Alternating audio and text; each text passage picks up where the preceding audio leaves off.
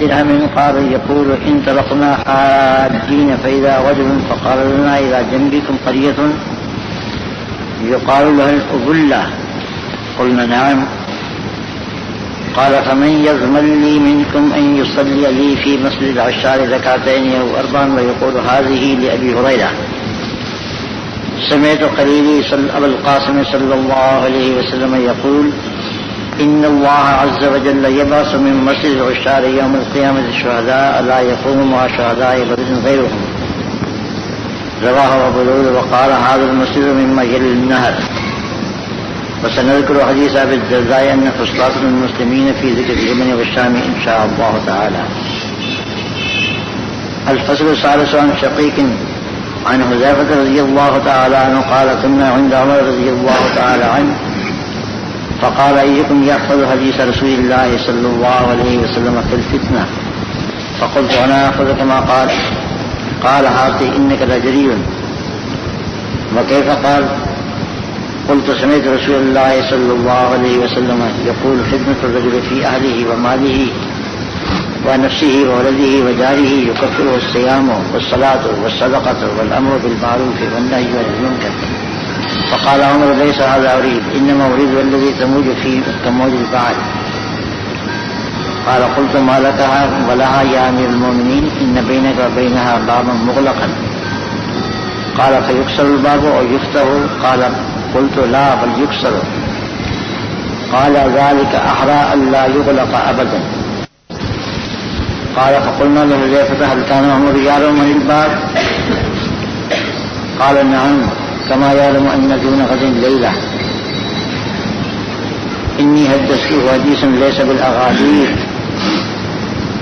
قال فهبنا أن نسأل حذيفة من الباب فقلنا لمسروق سله فساله فقال عمر متفق عليه. وعن أنس رضي الله تعالى عنه قال فتح القسطنطينية مع قيام الساعة رواه الترمذي وقال هذا حدیث غریب. صالح بن درہم کہتے ہیں کہ ہم حج کے لیے گئے تو ہمیں ایک شخص ملا. اس نے کہا کہ تمہارے قریب میں ایک بستی ہے جس کو ابلا کہتے ہیں.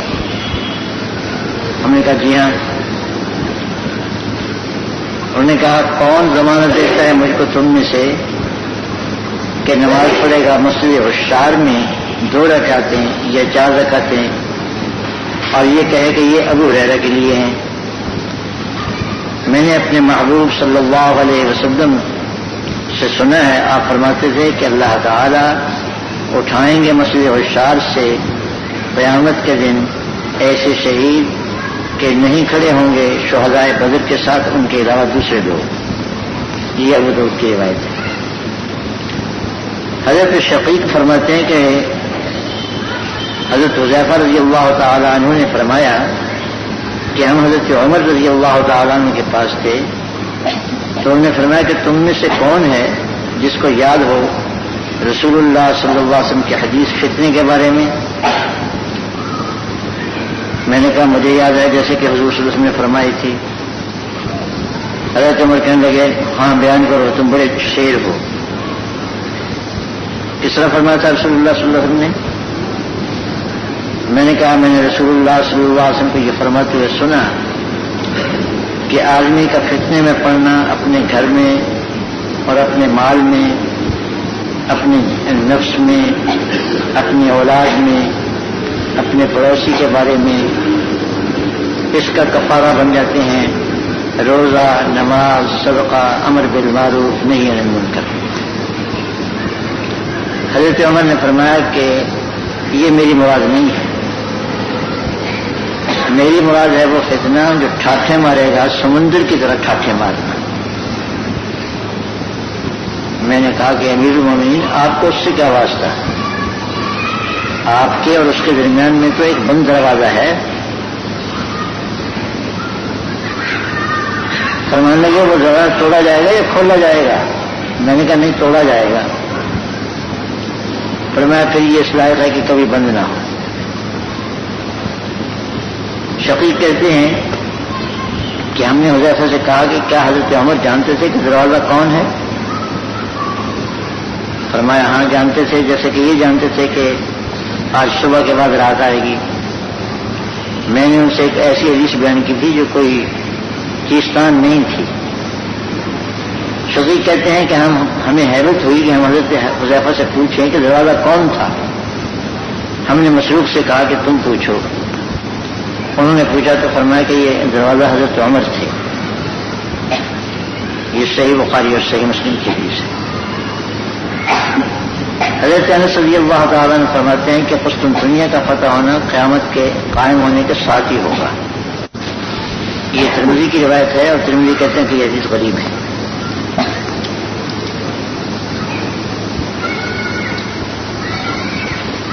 صالح ابن درہم ایک تابعی ہیں، بصرے میں رہتے تھے۔ یہ کہتے ہیں کہ ہم حج کے لیے گئے تو وہاں ہمیں ایک آدمی ملا۔ ان کو پتہ چلا کہ یہ بصرے کے لوگ ہیں تو ہم سے پوچھنے لگے کہ تمہارے قریب میں کوئی بستی ہے جس کو اگلہ کہتے ہیں؟ اگلہ۔ ہم نے کہا جی ہاں بستی ہے۔ فرمایا کہ وہاں کوئی مسجد عشار بھی ہے؟ میں نے کہا جی ہاں وہ بھی ہے۔ فرمایا کہ تم میں سے کوئی آدمی ایسا کر سکتا ہے کہ اس مسجد میں 2 رکعتیں یا 4 رکعتیں پڑھ کے اس کا ثواب مجھے بخش دے؟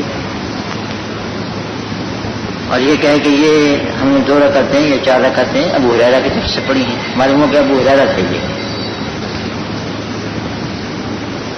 میں نے اپنے محبوب صلی اللہ علیہ وسلم کو یہ فرماتے ہوئے سنا ہے کہ اس مسجد عشار سے قیامت کے دن کچھ شہید اٹھائے جائیں گے کہ شہدائے بدر کے ساتھ صرف یہی ہوں گے اور دوسرا کوئی ان کے برابر نہیں ہوگا، یعنی ان کا درجہ شہدائے بدر کے برابر ہوگا۔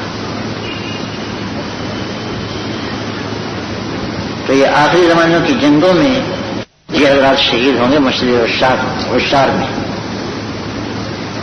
اور وہیں سے قیامت کے دن یہ اٹھائے جائیں گے۔ اس حدیث سے یہ بات بھی معلوم ہوئی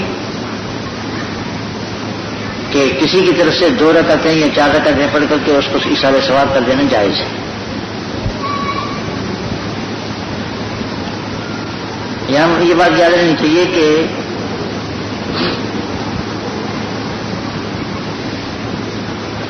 بدنی اور عبادتوں میں نیابت نہیں ہوتی، جیسے نماز اور روزہ ہیں، کوئی کسی کی طرف سے نہ نماز پڑھ سکتا ہے نہ روزہ رکھ سکتا ہے کہ تمہاری جگہ آج میں نماز پڑھ دیتا ہوں، یا کوئی کسی کو وکیل بنا دے کہ مجھے ذرا تکلیف ہے، نماز پڑھنی مشکل ہو رہی ہے، تم میری طرف سے نماز پڑھ دو، یا یہ کہ تم میری طرف سے روزہ رکھ دو۔ حدیث شریف میں آتا ہے لا یصلی احد عن احد ولا یصوم احد عن احد، کوئی کسی کی طرف سے نماز نہیں پڑھ سکتا اور کوئی کسی کی طرف سے روزہ نہیں رکھ سکتا۔ جہاں تک خالص بدنی اور مالی عبادت کا تعلق ہے، جیسے زکوٰۃ،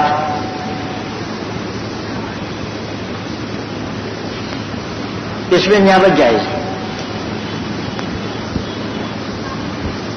یعنی آپ کسی سے کہتے ہیں کہ میری طرف سے زکوٰۃ ادا کر دینا، صدقہ فطر ادا کر دینا، میری طرف سے قربانی دے دینا، پیسے بھی نہیں دیتے اس کو، وہ اپنے پیسے سے آپ کی طرف سے زکوٰۃ ادا کر دیتا ہے، ادا ہو جائے گی۔ اور حج ایک ایسی عبادت ہے کہ یہ اس میں مال بھی خرچ ہوتا ہے، بدن بھی خرچ ہوتا ہے، اس لیے اس کا حکم یہ ہے کہ جب تک آدمی خود کرنے پر قادر ہو دوسرے کو اپنا نائب نہیں بنا سکتا، حج بدل پر نہیں بھیج سکتا کسی کو جب تک کہ خود حج کرنے پر قادر ہے، لیکن اگر خود حج کرنے پر قادر نہ ہو تو پھر حج بدل کروا سکتا ہے۔ یہ حکم تو ہے فرائض کا۔ جہاں تک نوافل کا تعلق ہے، نفلی عبادتوں کا، تمام عبادتوں کا ثواب دوسرے کو بخشنا جائز ہے، زندہ کو بھی اور مردہ کو بھی۔ زندہ شخص کی طرف سے آپ روزہ رکھ دیں کہ میں اس کو ثواب پہنچاتا ہوں، یا اس کی طرف سے نماز پڑھ دیں یا اس کی طرف سے عمرہ کریں یا اس کی طرف سے طواف کریں یا اس کی طرف سے حج کریں جائز ہے نفلی. یا قرآن مجید کی تلاوت کر کے کسی کو آپ ثواب پہنچا دیں جائز ہے. اسی طرح کسی مرحوم کی طرف سے آپ نماز پڑھتے ہیں یعنی نفلی نماز 2 رکعتیں پڑھ کر کے اس کو ثواب پہنچا دیتے ہیں یا روزہ رکھ کر ثواب پہنچا دیتے ہیں یا طواف کر کے یا حج کر کے یا عمرہ کر کے نفلی یا قرآن مجید کی تلاوت کر کے یا اور جتنی بھی عبادتیں ہیں ان کا ثواب پہنچانا جائز ہے زندے کو بھی اور جو فوت ہو چکا ہو اس کو بھی. اس لیے حضرت ابو ہریرہ رضی اللہ تعالیٰ نے کہا کہ میں خود تو وہاں جا نہیں سکتا ہوں تو کوئی تم میں سے ایسا ہے جو میری طرف سے 2 رکعتیں یا 4 رکعتیں پڑھ کر کے ان کا ثواب مجھے پہنچا دے اور کہہ دے کہ یہ ابو ہریرہ کے لیے.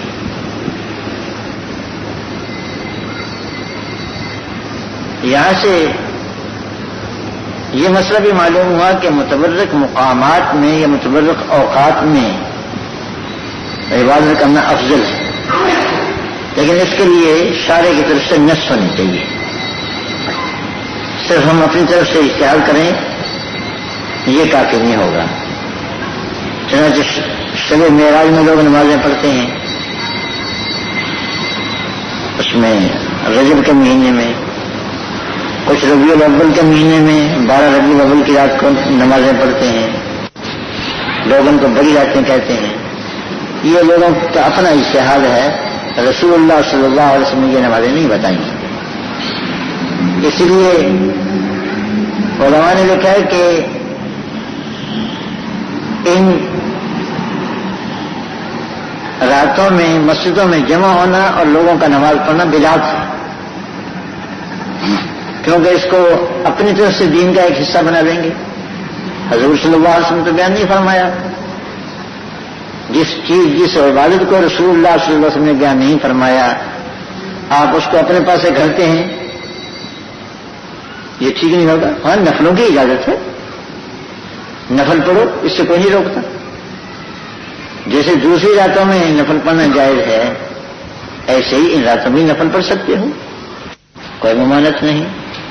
لیکن ان راتوں کا خصوصیت کے ساتھ اہتمام کرنا اور یہ سمجھنا کہ ان میں فضیلت زیادہ ہوگی یہ غلط ہے.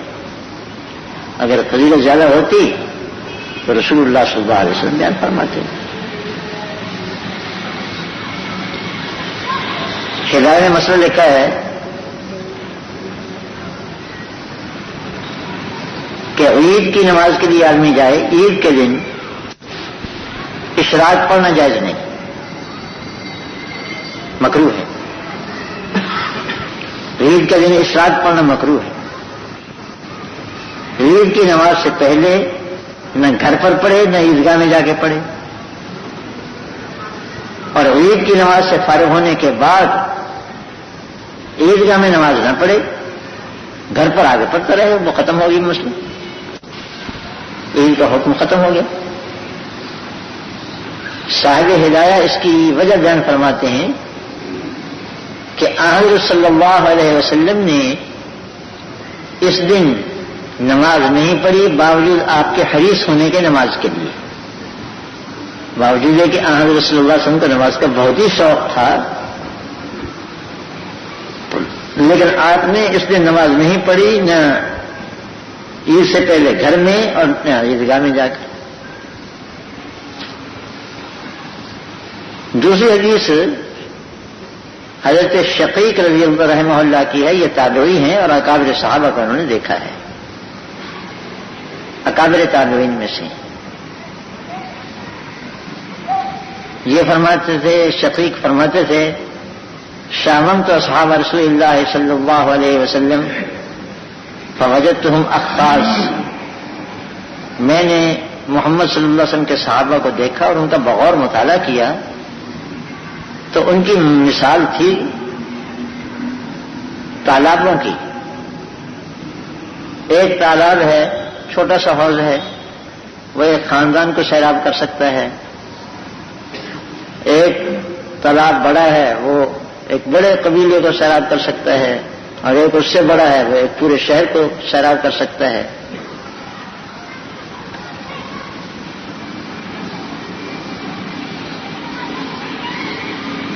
تو میں نے دیکھا کہ بعض حضرات اتنے بڑے ہیں کہ وہ پورے عالم کو سیراب کر سکتے ہیں۔ ان میں سے ایک حضرت عمر تھے، دوسرے حضرت عبداللہ بن مسعود تھے۔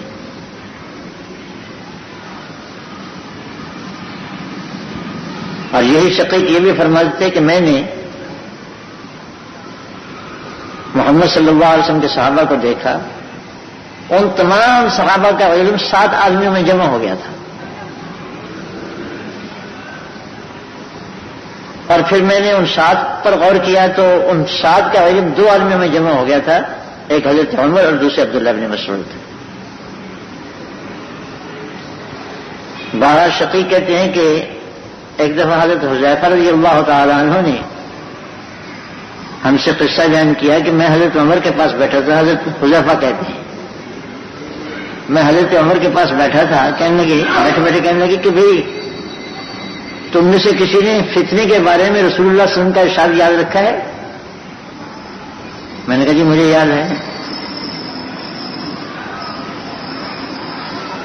تو انہوں نے کہا تم بڑے بہادر ہو، یعنی ایسی باتیں پوچھتے تھے رسول اللہ صلی اللہ علیہ وسلم سے۔ اچھا بتاؤ کیا فرمایا تھا حضور صلی اللہ علیہ وسلم نے؟ تو میں نے کہا کہ حضور اقدس صلی اللہ علیہ وسلم کا یہ میں نے فرماتے ہوئے سنا کہ آدمی کبھی اپنے گھر میں فتنے میں مبتلا ہو جاتا ہے گھر والوں کی وجہ سے، کبھی اپنے مال کی وجہ سے مبتلا ہو جاتا ہے، کبھی اپنی ذات کی وجہ سے مبتلا ہو جاتا ہے، کبھی اپنے ہمسایوں کی وجہ سے مبتلا ہو جاتا ہے، کبھی اپنی اولاد کی وجہ سے مبتلا ہو جاتا ہے۔ بہرحال یہ چھوٹے چھوٹے فتنے ہیں جن میں آدمی مبتلا ہوتا رہتا ہے، اور نماز، روزہ، صدقہ، امر بالمعروف نیکی کا حکم کرنا اور نہی عن المنکر یعنی برائی سے روکنا، ان فتنوں کے لیے کفارہ بنتے رہتے ہیں۔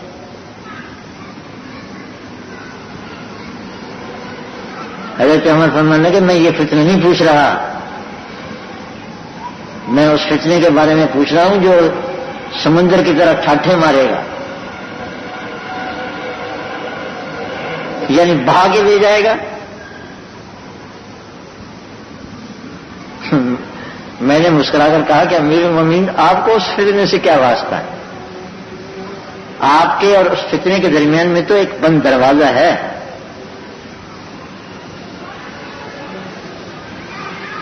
حضرت عمر فرمانے کہ وہ دروازہ کھولا جائے گا یا توڑا جائے گا؟ میں نے کہا جی توڑا جائے گا، کھولا نہیں جائے گا۔ فرمانے کہ انا للہ و انا الیہ راجعون، اگر کھول دیا جاتا تو ممکن تھا کہ بند بھی کر دیا جائے، لیکن جس کو توڑ دیا جائے گا اس کو بند کیسے کیا جائے؟ اگر وہ توڑا جائے گا تو پھر بند نہیں ہو سکتا۔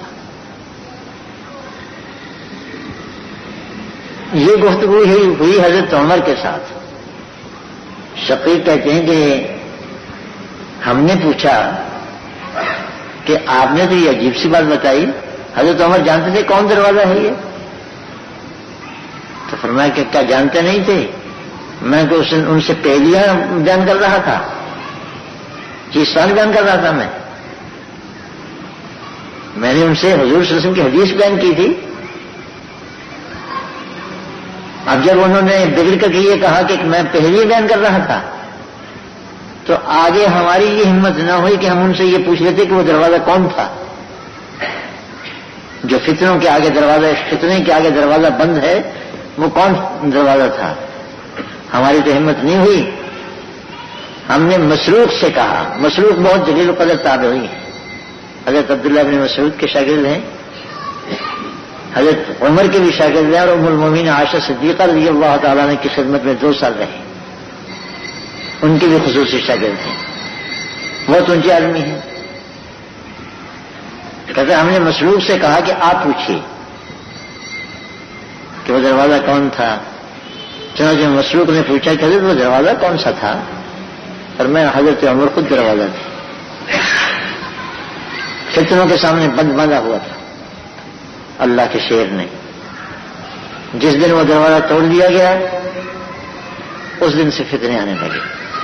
ان فتنوں کا ظہور ہوا عام طور سے لوگ سمجھتے ہیں کہ حضرت عثمان رضی اللہ تعالی عنہ کی شہادت سے دروازوں کا پھاٹک کھلا ہے.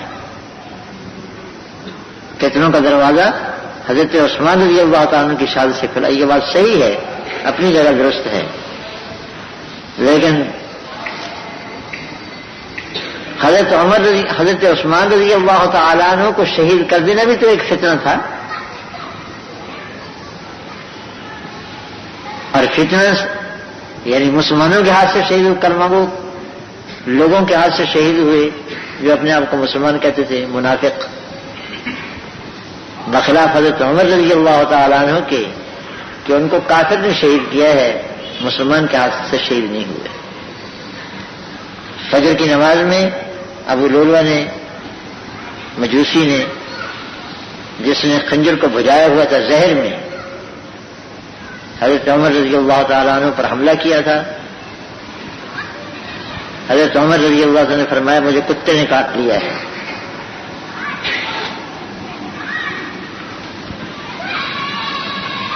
عبد الرحمن بن عوف رضی اللہ تعالیٰ عنہ کو آگے کر دیا, انہوں نے نماز پوری کروائی.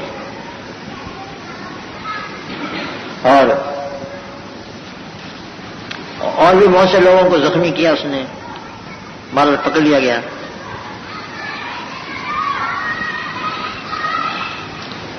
دودھ پلایا گیا تو دودھ نکل گیا زخم کے راستے سے. معلوم ہوا کہ پہلی بات یہ پوچھی کہ مجھے قتل کس نے کیا, کسی مسلمان نے کیا ہے یا کسی غیر مسلم نے؟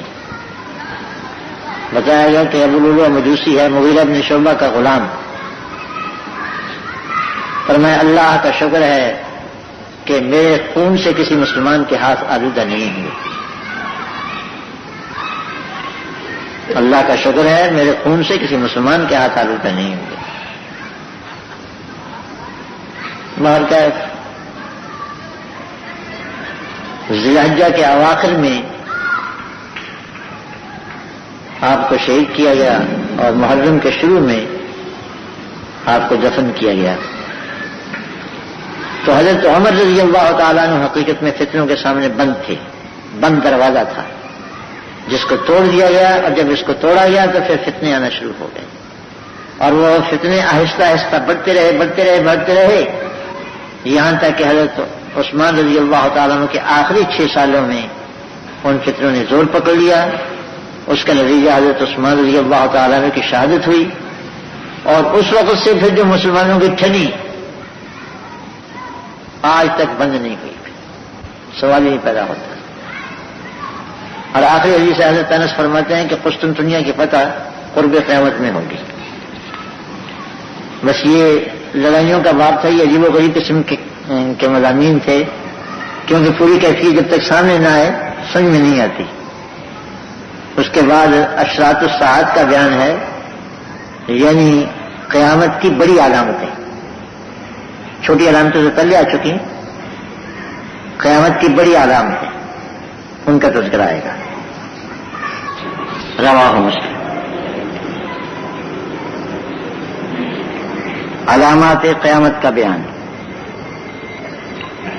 حضرت انس رضی اللہ تعالیٰ عنہ فرماتے ہیں کہ میں نے رسول اللہ صلی اللہ علیہ وسلم کو یہ فرماتے ہوئے سنا کہ بے شک علامت قیامت کی علامتوں میں سے ہے یہ کہ علم اٹھا لیا جائے گا, جہل زیادہ ہو جائے گا, زنا زیادہ ہوگا, شراب نوشی زیادہ ہوگی, مرد کم ہو جائیں گے, عورتیں زیادہ ہوں گی, یہاں تک کہ 50 عورتوں کا ایک نگہبان ہوگا. اور ایک روایت میں ہے کہ علم کم ہو جائے گا, جہل ظاہر ہو جائے گا.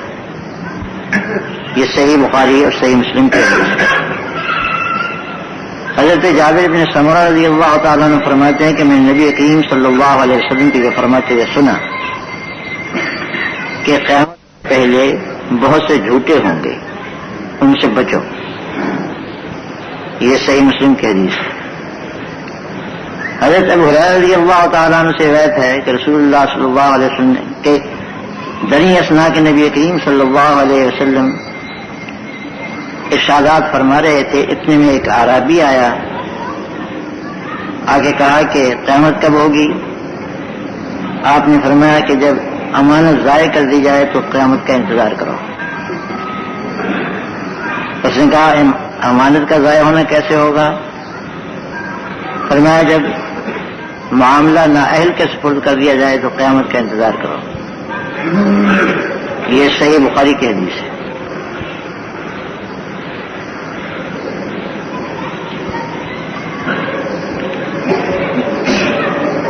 انہیں سے روایت ہے کہ رسول اللہ صلی اللہ علیہ وسلم نے فرمایا کہ قیامت قائم نہیں ہوگی یہاں تک کہ مال زیادہ ہو جائے گا اور بہہ پڑے گا، یہاں تک کہ آدمی اپنے مال کی زکات نکالے گا تو کسی کو نہیں پائے گا جو اس کو قبول کرے، اور یہاں تک کہ عرب کی سرزمین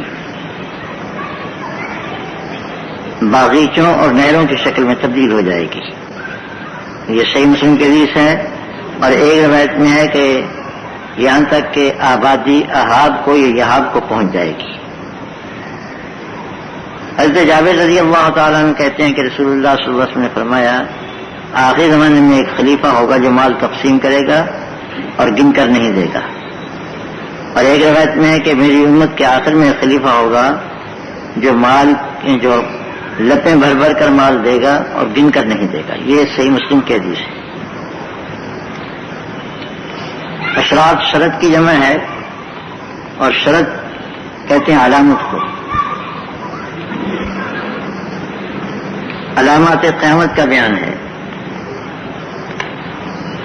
علماء فرماتے ہیں کہ قیامت کی علامتیں دو قسم کی ہیں، ایک علامات صغرا چھوٹی علامتیں اور دوسری علامات کبرا بڑی علامتیں۔ علامات صغرا یعنی چھوٹی علامتیں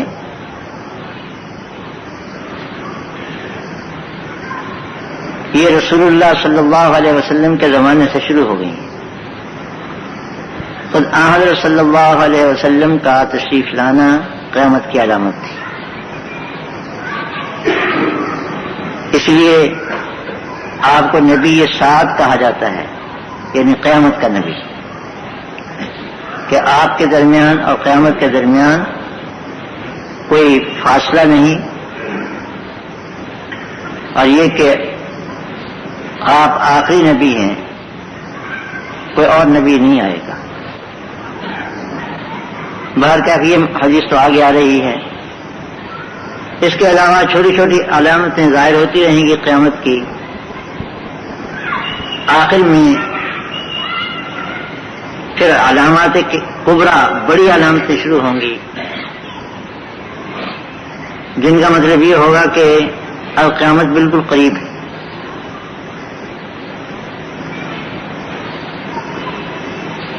شرح مسلم میں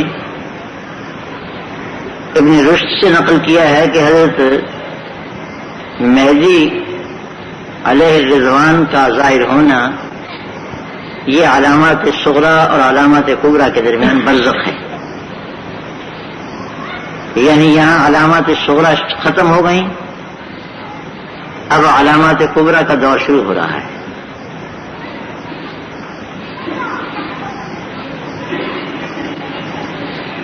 ان میں سے پہلی حدیث میں ارشاد فرمایا کہ قیامت کی علامات میں سے یہ ہیں کہ علم اٹھ جائے گا، جہل زیادہ ہوگا، زنا زیادہ ہوگا، شراب نوشی زیادہ ہوگی، مرد کم ہو جائیں گے، عورتیں زیادہ ہوں گی۔ 50 عورتوں کا ایک نگران یا محافظ رہ جائے گا، یعنی اتنی عورتیں کم ہو جائیں گی۔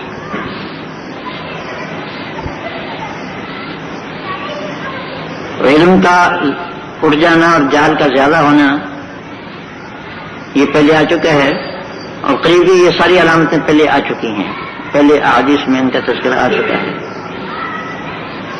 مردوں کا کم ہونا اور عورتوں کا زیادہ ہونا یہ جنگوں کی وجہ سے ہوگا۔ قرب قیامت میں لڑائیاں ہوں گی، اور ان لڑائیوں میں مرد لوگ کام آ جائیں گے، عورتیں بیچاری پیچھے رہ جائیں گی۔ دوسری حدیث میں ہے کہ قیامت سے پہلے بہت سے جھوٹے لوگ ہوں گے، جھوٹے مدعی جو نبوت کے دعوے کریں گے، کوئی مسیحیت کا دعویٰ کرے گا، کوئی مہدی ہونے کا دعویٰ کرے گا، کوئی نہ معلوم کیا کیا دعوے کریں گے، جھوٹے دعوے کریں گے لوگ، اور اسی طرح جھوٹی احادیث گھڑ گھڑ کر کے لوگوں کو سنائیں گے. یہ بھی قیامت کی علامات میں سے. تیسری حدیث میں ہے کہ حضرت صلی اللہ علیہ وسلم مجلس میں تشریف فرما تھے اور ارشادات فرما رہے تھے. اتنے میں ایک باہر سے دیہاتی کوئی آیا، کہنے کا قیامت کب ہوگی؟ جنگوں کی وجہ سے ہوگا. قرب قیامت میں لڑائیاں ہوں گی اور ان لڑائیوں میں مرد لوگ کام آ جائیں گے، عورتیں بیچاری پیچھے رہ جائیں گی. دوسری حدیث میں ہے کہ قیامت سے پہلے بہت سے جھوٹے لوگ ہوں گے، جھوٹے مدعی جو نبوت کے دعوے کریں گے، کوئی مسیحیت کا دعویٰ کرے گا، کوئی مہدی ہونے کا دعویٰ کرے گا، کوئی نہ معلوم کیا کیا دعوے کریں گے، جھوٹے دعوے کریں گے لوگ، اور اسی طرح جھوٹی احادیث گھڑ گھڑ کر کے لوگوں کو سنائیں گے. یہ بھی قیامت کی علامات میں سے. تیسری حدیث میں ہے کہ حضرت صلی اللہ علیہ وسلم مجلس میں تشریف فرما تھے اور ارشادات فرما رہے تھے. اتنے میں ایک باہر سے دیہاتی کوئی آیا، کہنے کا قیامت کب ہوگی؟ فرمایا جب امانت ضائع کر دی جائے گی. جب امانت ضائع کر دی جائے تو قیامت کا انتظار کرو. وہ کہنے لگا کہ امانت کا ضائع ہونا کیسے ہوگا؟ فرمایا کہ جب حکومت نااہلوں کے سپرد ہو جائے تو قیامت کا انتظار کرو. حکومت نااہلوں کے سپرد ہو جائے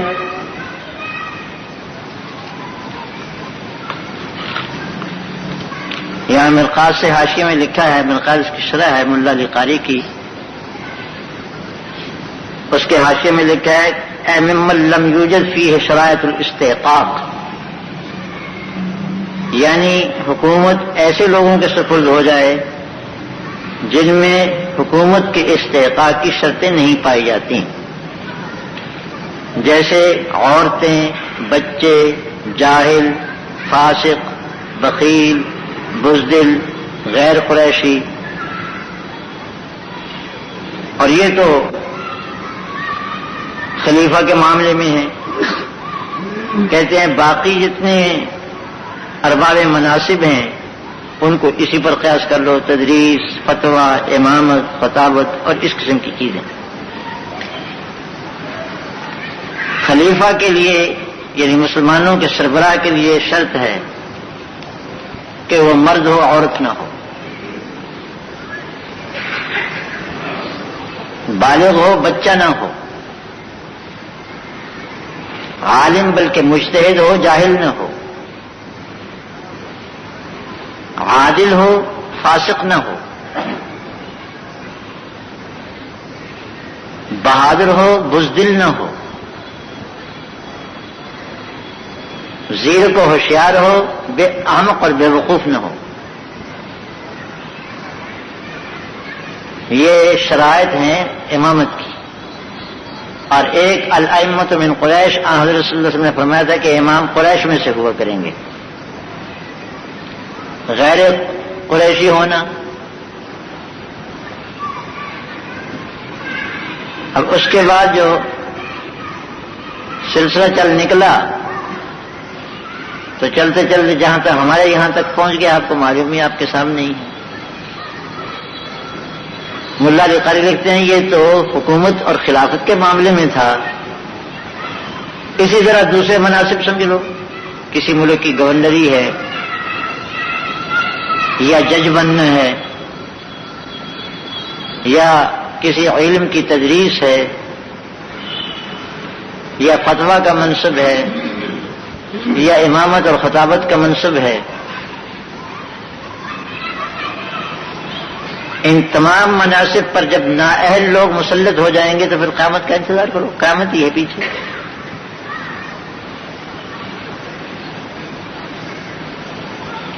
اور تمہارے یہاں تعلیم کے شعبے میں جس قسم کے اساتذہ کام کر رہے ہیں مجھ سے زیادہ آپ حضرات کو اس کی واقفیت ہے۔ خالص دہریے، کمیونسٹ، شیعہ رافضی، قادیانی، ہندو اور نامعلوم کیا کیا، اس قسم کے لوگ تدریس کے شعبے میں لگے ہوئے ہیں جو لوگوں کو اسلامیات پڑھاتے ہیں ماشاءاللہ۔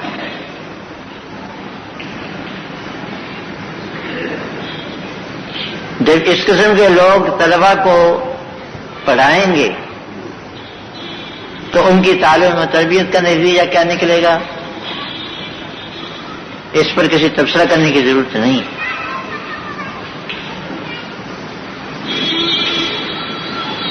ہمارے خیال مدارس میں ایک دفعہ جلسہ میں مولانا احتشام الحق سے چلے گئے تھے، تشریف لے گئے تھے، میں ان دنوں میں طالب علم تھا۔ انہوں نے کسی بزرگ کا مقولہ نقل کیا تھا اپنی تقریر میں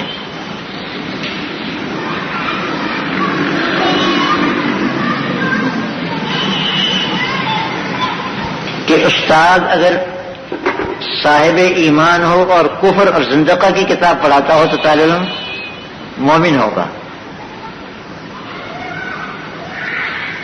اور استاد بے ایمان ہو تو چاہے قرآن پڑھاتا ہو طالب علم کافر ہوگا۔ بے ایمان کو رکھا ہوا قرآن پڑھانے پر تو طالب علم کو ایمان نہیں آئے گا۔ اور ہمارے یہاں فلاسفہ کی، ہمارے مدرسوں میں پرانے فلاسفہ کے نظریات پڑھائے جاتے ہیں، قدیم فلسفہ جس کو کہتے ہیں، خالص کفر۔ لیکن الحمدللہ ہمارے ایمان میں کوئی تزلزل نہیں آتا۔ اسی طرح اور الحاد و زندقے کی کتابیں ہم پڑھاتے ہیں ضرورت کی بنا پر، کوئی فرق نہیں پڑتا۔ تو استاد اور مدرس پر ہے طالب علم کی ذہنی تربیت۔ جیسا استاد ہوگا اس کے نظریات آئیں گے۔ یہ آپ کو معلوم ہے ہمارے یہاں دو چیزیں جو شروع ہوئی ہیں، یہ میری آنکھوں کے سامنے شروع ہوئی ہیں۔ ایک لڑکیوں کی تعلیم پہلے نہیں ہوتی تھی، بچیوں کو نہیں پڑھایا جاتا تھا، اسکولوں میں، کالجوں میں، یونیورسٹیوں میں نہیں پڑھاتے تھے۔ اور دوسری یہ بے پردگی اور برہنگی یہ نہیں تھی۔ بازاروں میں عورتیں اس طرح چلتی پھرتی نظر نہیں آتی تھی۔ یہ دونوں چیزیں ہماری آنکھوں کے سامنے دیکھتے دیکھتے ہوئی ہیں، اور ہوئی کیسے ہیں؟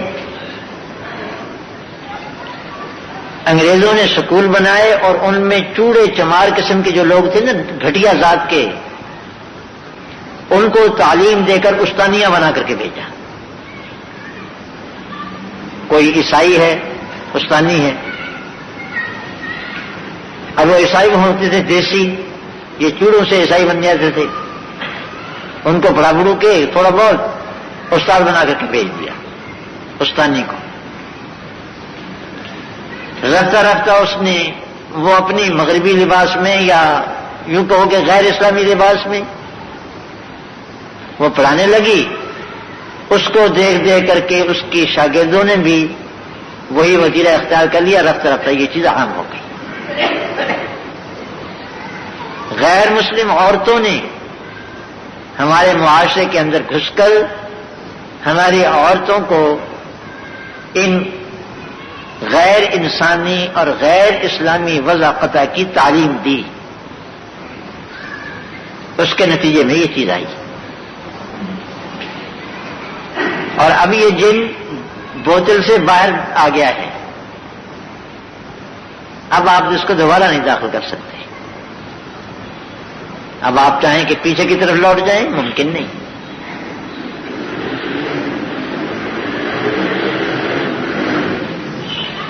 تو یہ نے ایک مثال بیان کی ہے حضرت صلی اللہ علیہ وسلم کے اس ارشاد کی شرح میں کہ معاملہ نااہلوں کے سپرد ہو جائے.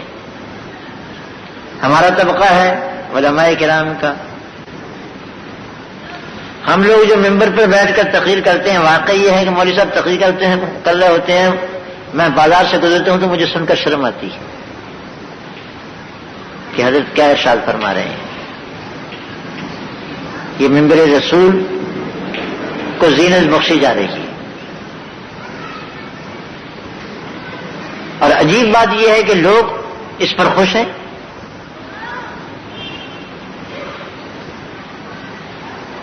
لوگ جو ان کے معتقد ہیں یا مقتدی ہیں وہ اس پر خوش ہیں کہ کوئی کام کی بات نہ بتائے، راگ سنا دیا کرے، بس کافی ہے. نماز میں بھی راگ سنائے. وہ کھینچتا ہے قرآن کو جیسے ربڑ کھینچی جاتی ہے، کیونکہ مخصوص لہجہ اور ترنم ہے. بس قرآن کے الفاظ کا کیا ناس ہوتا ہے اس سے بحث نہیں. لوگوں کو بہت پسند آتے ہیں کہ بڑا اچھا، تراز بہت اچھی ہے، ترنم بہت اچھا ہے. اور مفتی تو اب ماشاءاللہ میرے جیسے لوگ ہیں، اللہ معاف کرے. اب قیامت کے آنے میں کیا شک ہے، جن کو کسی کتاب کی ایک صدر پڑھنا نہیں آتی وہ فتویٰ دے رہے ہیں. جو دیکھو مفتی، ہر آدمی مفتی. اور اب تو اس کے لیے علم کی بھی ضرورت نہیں، لوگ اس پر اصرار کر رہے ہیں کہ یہ مولوی کیوں فتویٰ دیتے ہیں. ہمیں تو یہ شکایت تھی کہ علماء میں محقق عالم نہیں ہیں، لیکن ہمارے دوستوں کو اصرار ہے کہ یہ بھی قید بھی اٹھا دینی چاہیے. مولوی کیوں فتویٰ دیتا ہے؟ جس نے کبھی استنجا نہ کیا ہو اس کو بھی فتویٰ دینے کا حق ہے، کبھی نماز نہ پڑھی ہو اس کو بھی فتویٰ دینا چاہیے. جو کسی دین کا قائل نہ ہو وہ بھی فتویٰ دے. قرآن تو وقف عام ہے سب کے لیے، یہ مولویوں کی اجازت تھوڑی اس پر.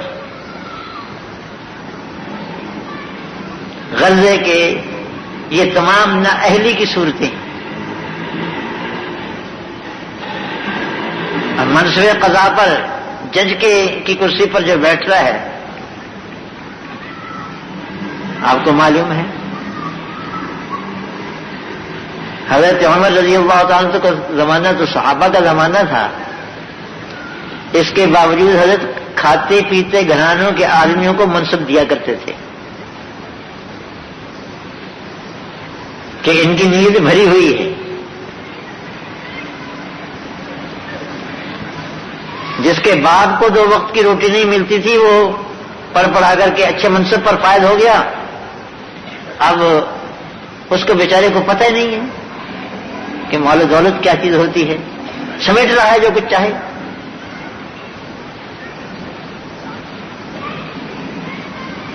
نہ اس کے اندر اخلاق ہے انسانی، نہ کسی کی قدر و قیمت ہے،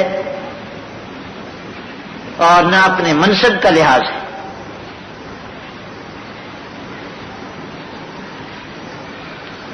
اسی پر کہتے ہیں کہ دوسرے عہدوں کو بھی قیاس کر لو. یہ ساری کی ساری صورتیں ہیں نااہلوں کے سپرد ہونے کی. اور حضرت صلی اللہ علیہ وسلم کا یہ ارشاد تو پہلے گزر چکا ہے کہ انسانوں کی مثال اونٹوں کی قطار کی ہے کہ 100 اونٹ میں ایک سواری کی قابل مشکل سے ملے گا. ہمارے مدرسے سے، ہمارے مدارس عربیہ سے قریباً 1000-1500 کی تعداد میں ہر سال عالم فارغ ہوتے ہیں، سند لے کر نکلتے ہیں، لیکن 1 یا 2 مشکل کام کے نکلیں گے، ختم. اور ہمارے جو سکولوں یونیورسٹیوں میں تو کوئی حد ہی نہیں رہی، اتنی جوتیاں چٹکاتے پھر رہے ہیں، لیکن کوئی کام کا آدمی بھی ہے. جو اس منصب کا صحیح حق ادا کر سکے جس منصب پر اس کو بٹھایا گیا ہے. اس کا اندازہ آپ خود کر لیجئے.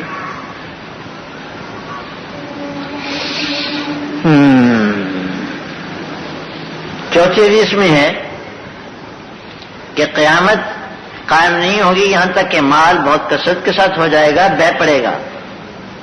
آدمی اپنے مال کی زکات نکالے گا لیکن کوئی اس کو زکات لینے والا نہیں ملے گا. یہ حدیث پہلے گزر چکی ہے.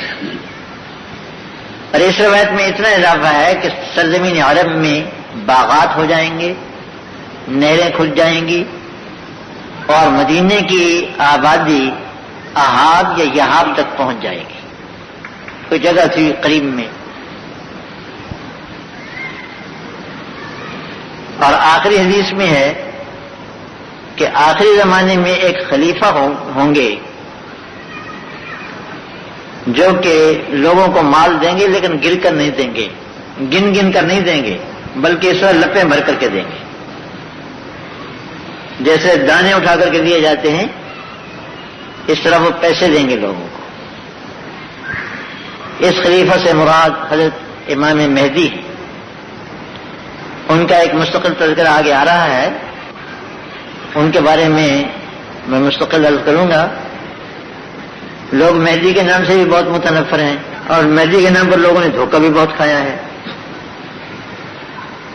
چونکہ شیعوں کا عقیدہ ہے کہ امام مہدی غائب ہے، اس لیے بہت سے لوگ مہدی کے نام سے ہی متنفر ہو گئے ہیں. یہ بات غلط ہے. مہدی کی احادیث صحیح ہیں بلکہ متواتر ہیں. متواتر احادیث میں حضرت صلی اللہ علیہ وسلم نے ایک خلیفہ عادل کے ظاہر ہونے کی خبر دی ہے قرب قیامت میں.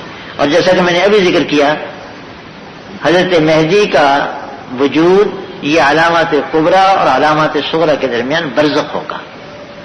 وہاں علامات صغریٰ کا سلسلہ ختم اور علامات کبریٰ کا سلسلہ شروع ہو جائے گا. سبحان اللہ.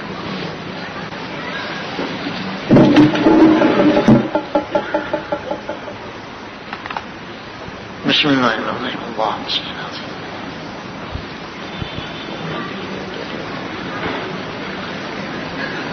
سبحان ربک رب العزت الحمدللہ. حضرت مولانا محمد یوسف صاحب لدھیانوی بیان فرما رہے تھے. تیار کردہ پاک ریکارڈنگ، پہلی منزل، کریم سینٹر، سڑک، کراچی. Phone number 5678 123